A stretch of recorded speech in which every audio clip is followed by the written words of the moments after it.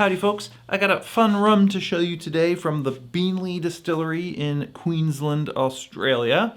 You don't see a lot of rum from Australia here in the States, but I actually have 2 bottles from this same distillery. Let's check it out.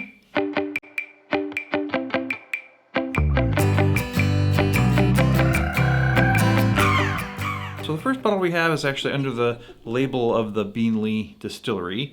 The other one is a Transcontinental Australia that I discussed on the channel about a year ago. I thought it'd be fun to do a little back-to-back, a little face-to-face, a little head-to-head. First up is this Beenleigh, distilled in 2013, aged for 10 years in Australia in Queensland, where the distillery is, in ex-bourbon barrels. It is 59% alcohol, which is a little high for me these days. I'll definitely put some water in it.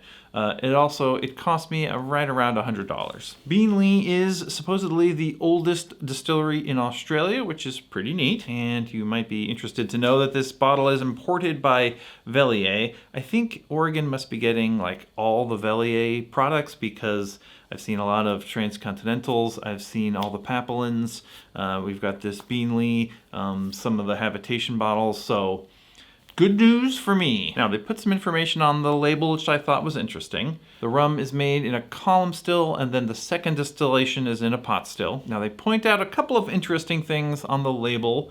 They like to point out that it's tropically aged, which sort of implies that it might drink like an older rum because, you know, things age a little bit more quickly in the tropics. They also point out that the angel share was over 25%, which sounds like a lot. They even go so far as to point out what the average temperature was, which was 27.3 Celsius, and an average humidity of 59 to 75%. Now, I've never seen any of this information pointed out on any other rum label, or any other spirit label for that matter, so it's kind of a weird detail to point out, I think, but I think they're just trying to say that, like, it's hot in the tropics, it's hot and humid, and like the aging is different, and maybe for American people that they don't realize that it's hot in Australia, I guess. The things people don't know, who knows? All right, so let's give this a taste. I am definitely putting some water in it right away. I know that there are like overproof rums out there, rums that are meant to be, you know, higher proof, but just for me, for just general sipping, 60% is a bit much. I like between like 45 and 50%, it's sort of my sweet spot. So anyway, we'll give this a try. It's got a nice, you know, gold color, not like super duper dark, but nicely dark. Let's whoa. It's got kind of a fruity smell, almost not a super, like, not like a Jamaican funk fruitiness, but the sort of fruitiness you get from a pot still, or at least what I think of when I think of pot stills. I think of a sort of round fruitiness, a little bit of, you know, tropical fruit. But this also has a sort of an aroma of like maybe apricots or like some other stone fruit. And, you know, like a little bit of that sort of vanilla that you might expect from 10 years in a ex-bourbon barrel, but smells good so far. Let's give it a taste.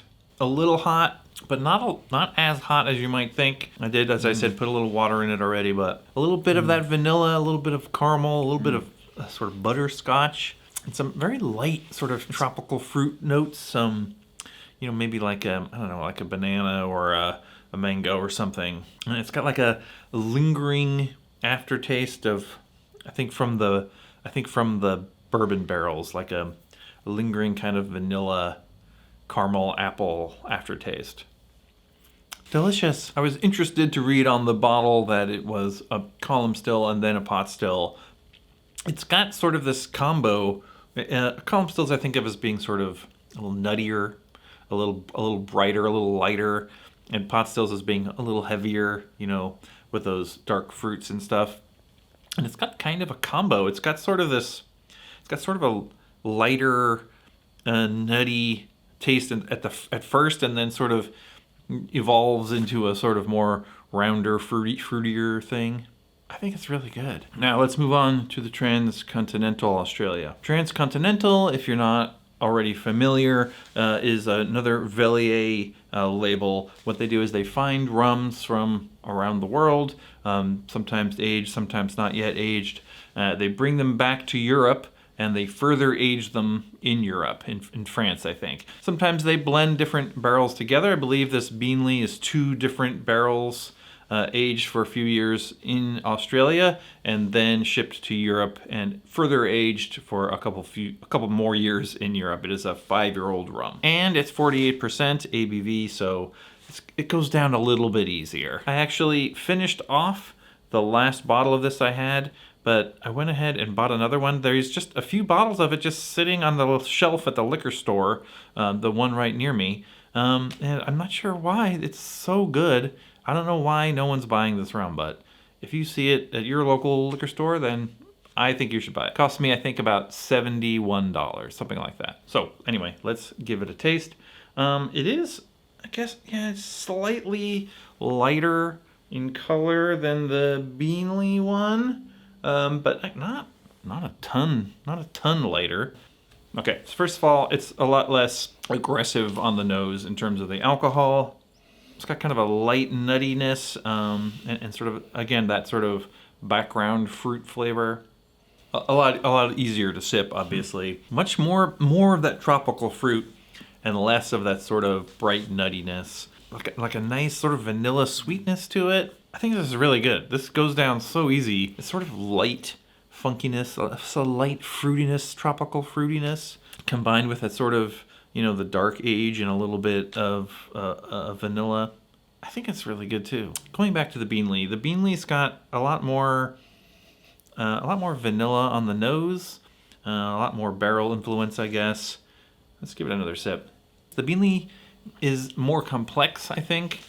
The Transcontinental Australia, a little bit more straightforward, a little less complex, but with just a nice, easy sipper, lots of fruitiness. Lots of tropical notes. These are both really good. The Beenleigh is more expensive, and it's a little bit more complex, a little bit more going on. Of course, higher proof as well. Anyway, I think both of these are amazing. All right, that's going to wrap up this edition of Rum Talk. I do have a bunch of other rums I'm trying to get to.